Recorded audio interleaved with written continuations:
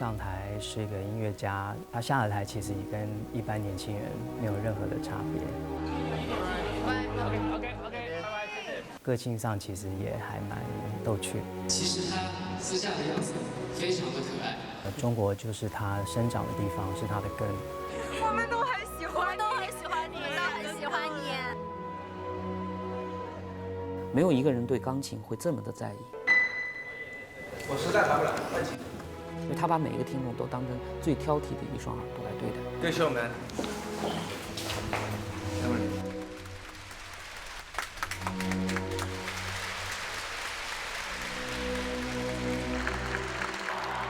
，He's a full-grown artist persona, and he has a very strong and very good feeling for what he wants to do.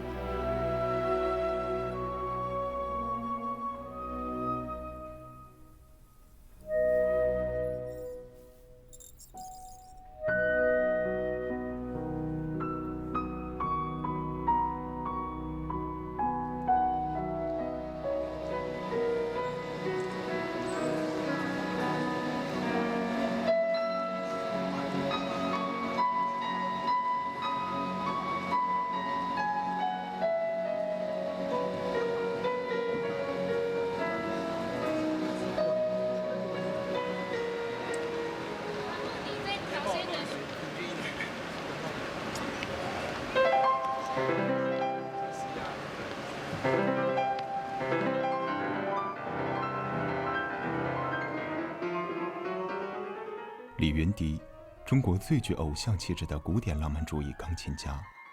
18岁获得古典音乐界中最权威的奖项——肖邦国际大赛冠军。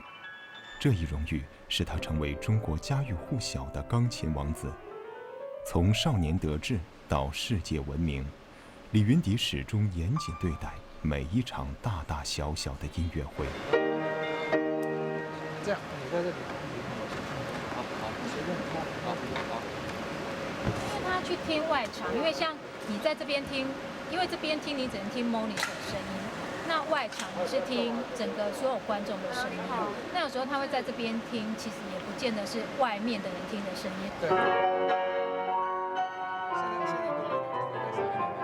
再回来一点点，再回来一点点。以前他都在音乐厅不太遇到这个问题。音乐厅大家知道，就现场弦乐器基本有时候就是没有收音，它就是音场就是很好的嘛，他不需要去 take care 这种麦克风出去啊干嘛。可是因为这个是四面台，又是在场馆，所以他们要听这些喇叭声，既不是他在音乐厅习惯听，不是钢琴自己自然出来的。有自然，可是很多更多是透过麦克风或是音响支持。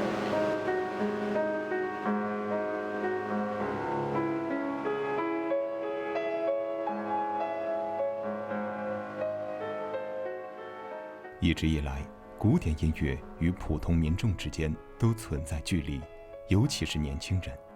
他们认为古典音乐是神秘难懂的，该如何消除这种误解？李云迪在以他的方式进行着。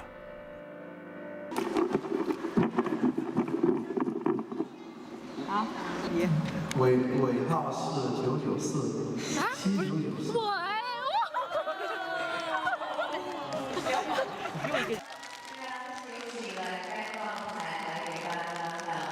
音乐给我的最大的一种动力，而且我也非常希望把这种感受与更多的人一起去分享，因为不管任何一种形式的音乐，它都是希望让每一个人能够开心，能够幸福，能够被感动。大家欢迎。谢谢，明天见。谢谢。谢谢。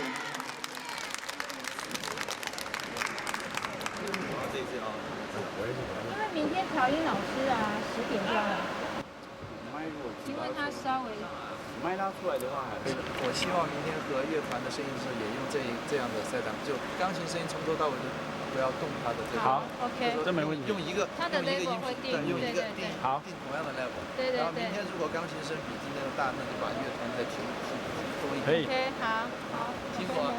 因为这个钢琴的收音，比如说你看到它3个麦，每个麦放的位置，比如说它收高音啊、低音或是哪里，不管是高度、指向，或是只要有点差，其其实声音就有一点影响。然后对他来讲，因为他是耳朵很敏锐的，因为这钢琴非常大，如果我们要保护它收起来，可是我们明天就要重新，这个位置只要一点不一样就要调，又要调一阵子。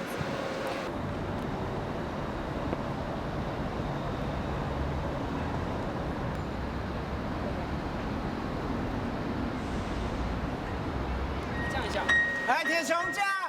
广州圣诞音乐会演出当天，歌手张杰出现在彩排现场，他是李云迪邀请来的演出嘉宾。这已经不是李云迪第一次跨界演出了。对，如果是这样的话，我在想，就是说这个地方你的间奏完之后，是不是要再接一个那个副歌？再来一遍这个。对，就是我唱的那个。我们试一下。对，接副歌那个地方。他其实是希望通过自己的一些影响力，让更多人就是记得，他是一个古典音乐家，也希望可以通过某一些方法，包括一些跨界的合作，等等各方面，能让更多的年轻人会慢慢可以因为他的这个影响力，能喜爱上古典音乐。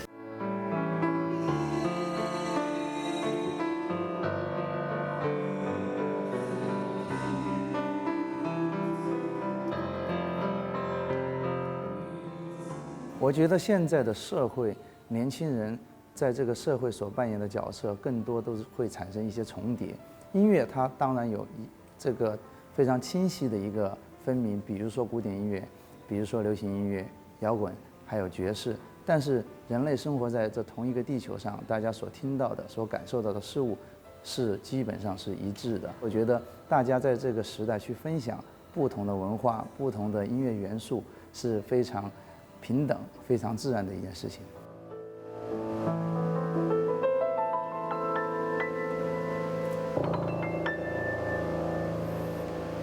差不多是这个意思吗？很厉害，这个厉害 OK 吗？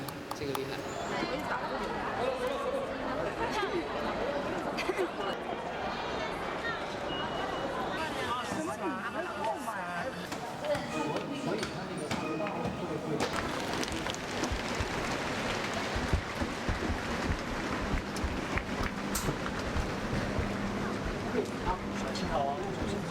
小心头。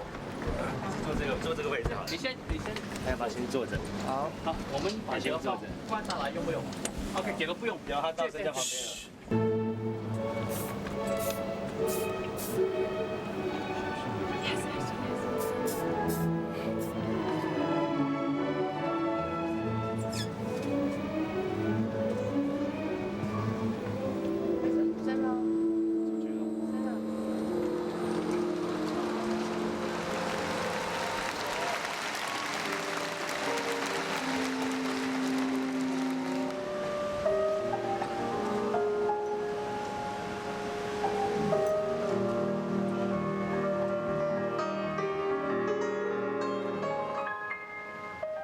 没有想去特意要成为什么，但是我觉得我会坚持，我要做的事情，我会坚持我的一个音乐的信念，或者说我自己对音乐的一个信仰和一个概念，就是说简单来说我也会做我自己。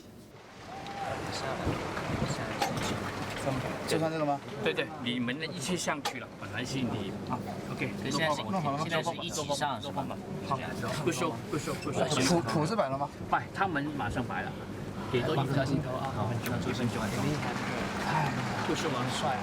对，一起 together， 一起上吗？OK， 鼓放好了。好 ，OK， 过去。对他们stand by了。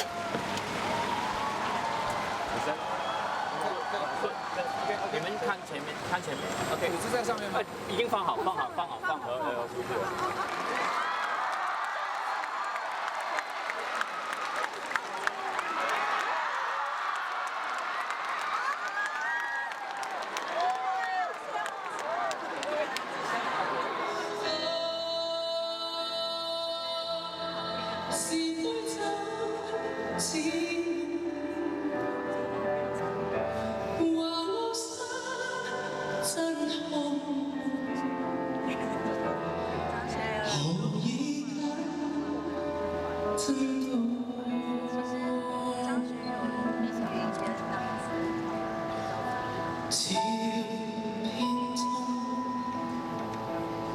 那可以投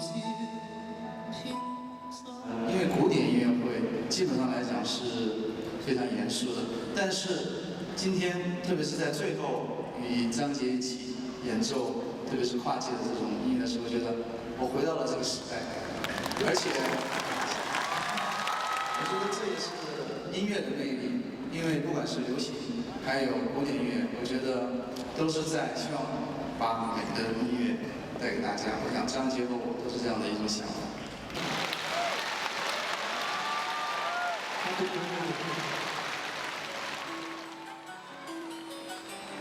就国内其实这个对古典乐的需求，对大家都看到，居然一个古典乐的钢琴音乐会，居然能在全国各个地方，甚至开到县级市里，而且还都是一票难求，那这简直是不可思议的事情。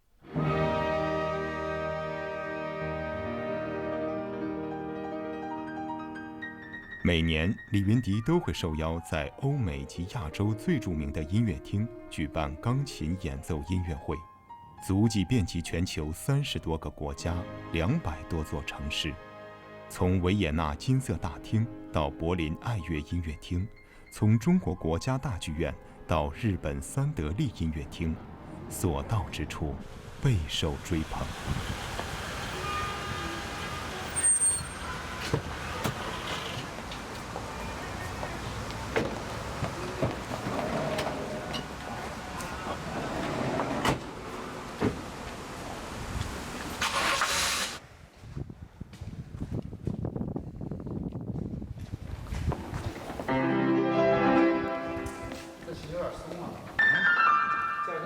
OK， 收到，快点。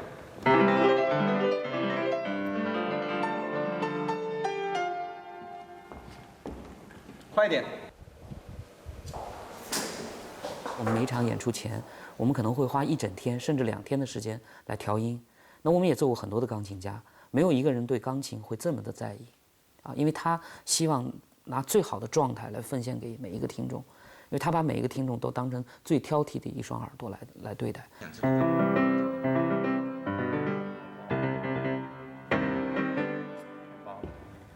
就下不去 ，OK，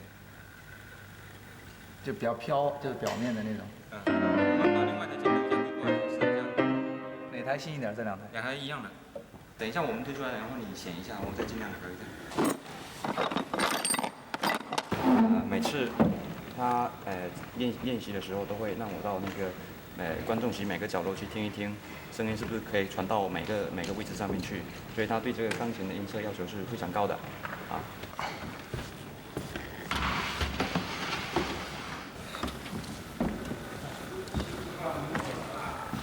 李云迪对声音的要求是苛刻的，但是由于每次在不同的地方演出用的钢琴一般是由当地提供，很难保证音质和音色的完美。虽然都是世界顶级品牌的钢琴，但有时会遇到钢琴老化等问题。无论调琴师的技艺多么高超，也会受到钢琴自身条件的限制。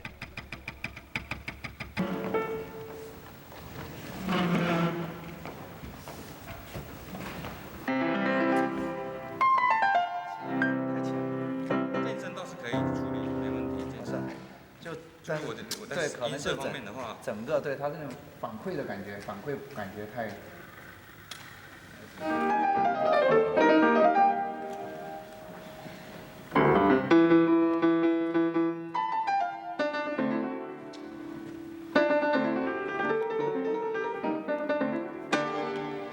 先对灯光好不好？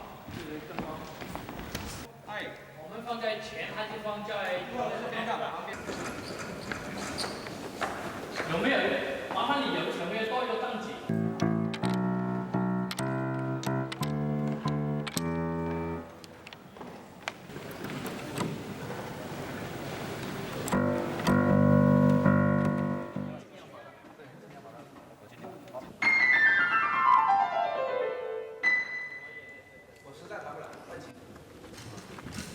看到对。按那个piano。喂，可以吗？现场备用的钢琴都达不到李云迪想要的效果，无法尽善尽美地为观众诠释音乐，是李云迪所不能接受的。演出时间已近，他把自己反锁在琴房里。Desmond，跟你做一个决定，好不好？因为蛮鸟离开，因为整个是反手，我们3个大。好，我们3个 OK。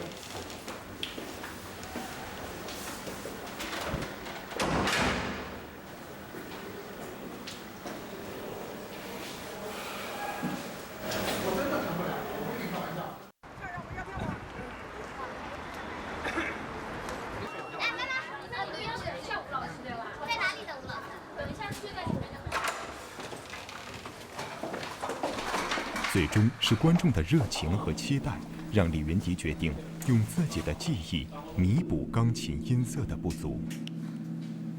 来切下视频，然后灯光先去把场灯压掉。开始，开门。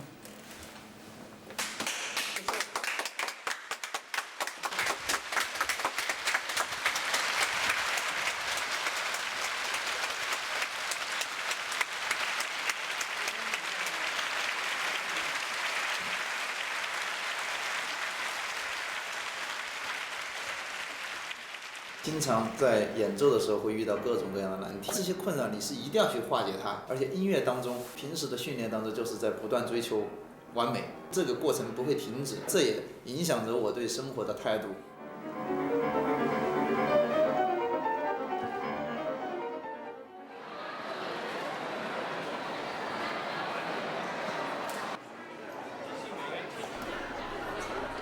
音乐会散场，乐迷们围着李云迪签字合影。他们并不知道钢琴的状况，只知道李云迪又一次不负众望地为他们呈现了一场听觉盛宴。我们都是来自五湖四海各个专业的都有。我是学法学的，我学的是工商管理。从国外跟他国内，从国内跟他国外，就因为他愿意来了解古典音乐，不光是钢琴类、交响乐什么的，我们也都会略有涉猎，然后觉得那个世界是很美妙的。李云迪，我很喜欢你，谢谢你。我们都很喜欢，我们都很喜欢你，我们都很喜欢你。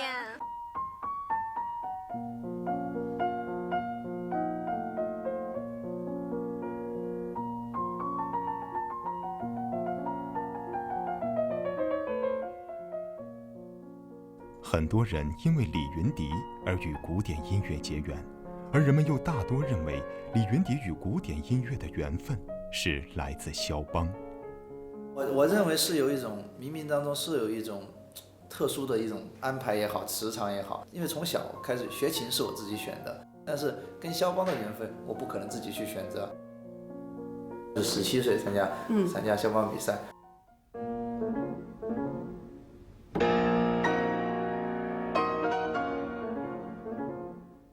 那个时候去参加比赛，还原当时场景，就是为了去学习和开阔眼界，没有抱着说要去拿第1名。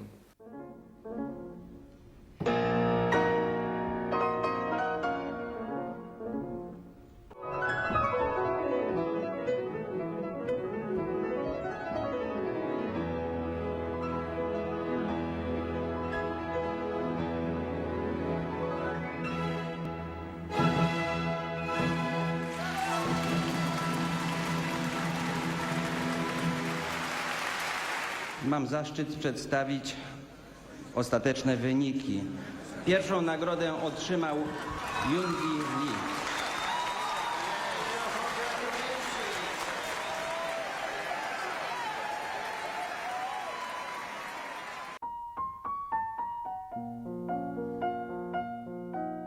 Lee.2000年，年仅18岁的李云迪在肖邦国际大赛中夺冠，成为史上最年轻的，也是中国首位且至今唯一的冠军得主。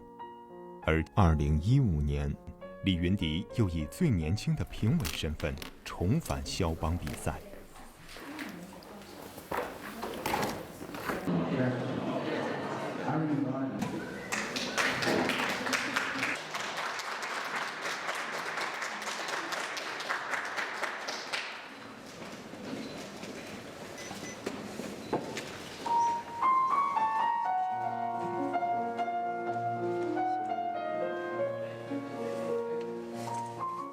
很荣幸去担任肖邦比赛的评委，也算是从最年轻的肖邦比赛获奖者到最年轻的肖邦比赛评委，这应该说明年是15年了，获肖邦奖。肖邦的音乐可以说是见证着我的音乐之路的一个成长，我也见证着我的成长过程。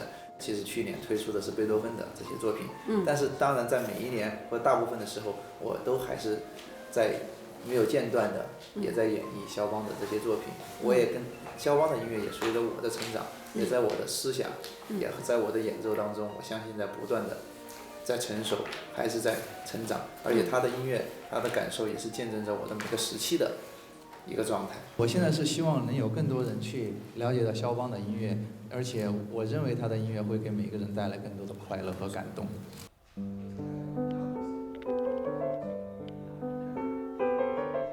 当年的琴童李云迪，如今已经是世界著名的钢琴家，同时也是首位获波兰荣耀艺术勋章的中国人，全球第1本肖邦护照的持有者，肖邦国际钢琴比赛最年轻评委。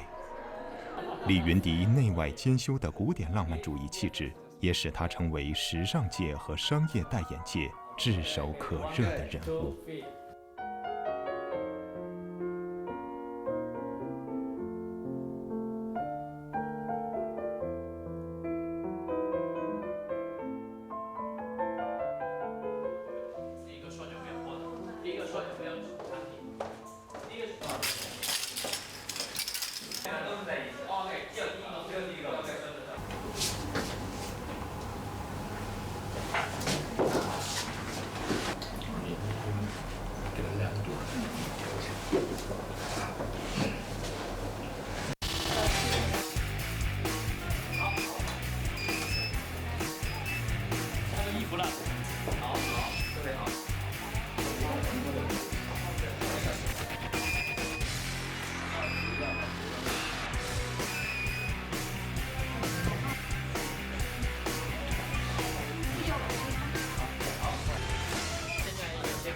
非常好。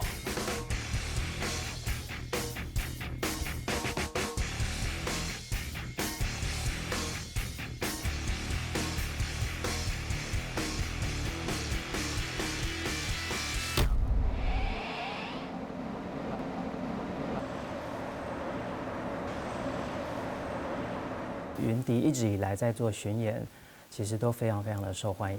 那我们这次的巡演其实有一些突破，除了做剧院的演出的巡演之外，其实今年我们也尝试了做在场馆大型的演出，跟管弦乐团。皇帝结束以后开始。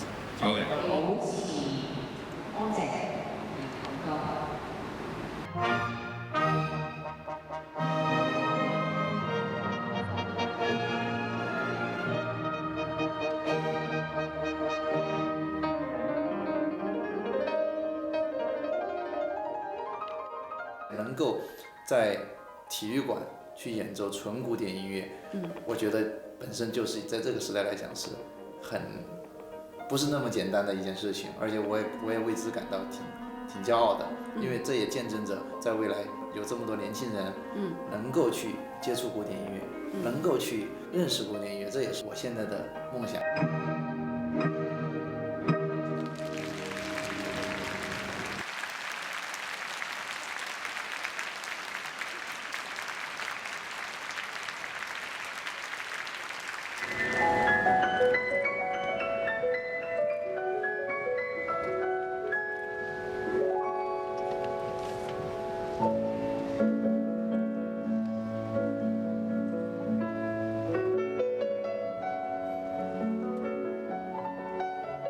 其实我在国外巡演的时候，大部分我会在加演的时候，也会加演一些中国的作品，然后反响都非常热烈，而且我也非常期待在未来有更多好的中国作品，能够把这些作品带到国外去。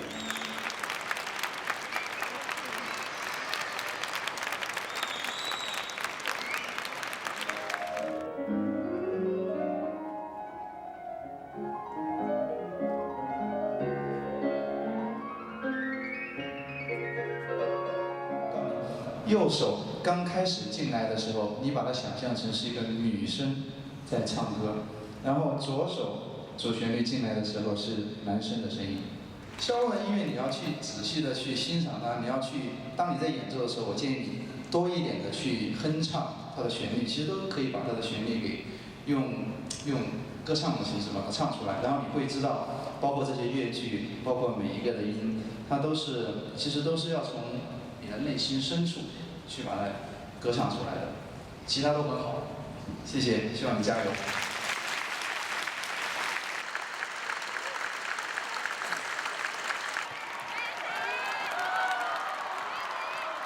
对于云迪未来的发展，我觉得他一直致力于音乐的教育上，那这个他都一直带给这边中国的学琴的孩子们，其实都有一个非常积极向上、正面的一个形象。那这个云迪会一直做下去，那我们也从唱片公司的角度也一定会支持，继续的支持他。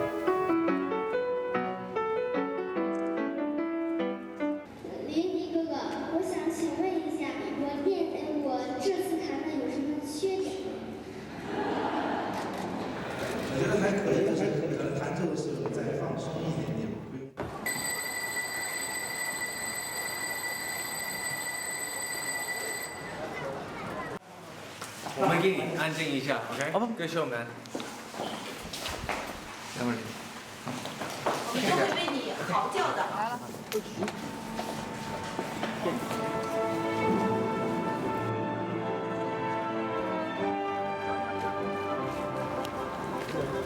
哪里上爸爸？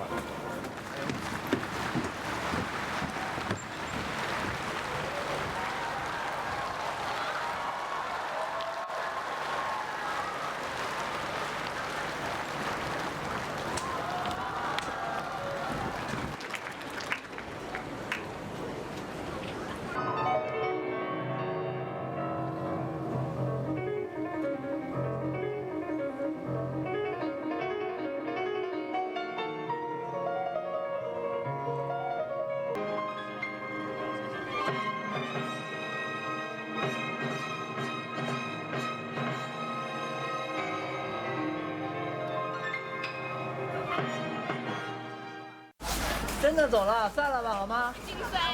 天太冷了。云迪已经走了，云迪已经走了，云迪已经走了。悲伤的时候好像是真的流泪了。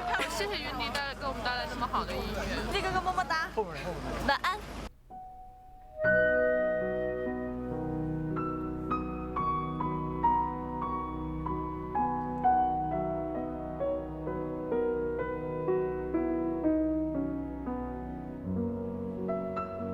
近几年，李云迪开始在音乐会以外的商业活动频频露面，为此也引发了人们对于他到底是明星还是艺术家的争论。李云迪自己的理解是，商业和艺术之间处理好了，便会相辅相成，相得益彰。但艺术家应该始终抱有一颗对音乐艺术的赤子之心。